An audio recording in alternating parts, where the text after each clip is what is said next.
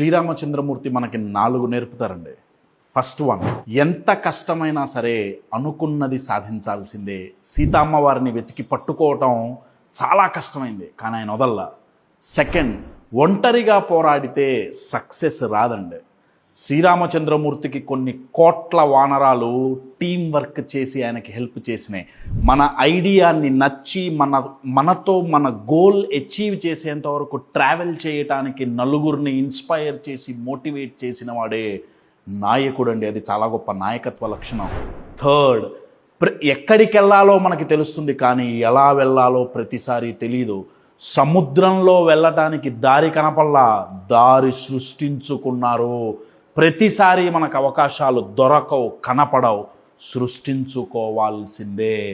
Fourth, ఇంత కష్టపడి మీరు గోల్ దగ్గరికి వెళ్ళేటప్పుడు 10 తలల రావణాసురుడు మీకు మీ గోల్కి మధ్యలో నిలబడతాడు.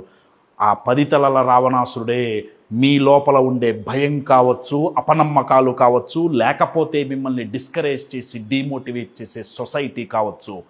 వాళ్ళని అధిగమిస్తేనే విజయం సాధిస్తారు. అలా చేసిన వాడికి లోకమంతా జై జై కారాలు కొడుతుంది. జై శ్రీరామ్.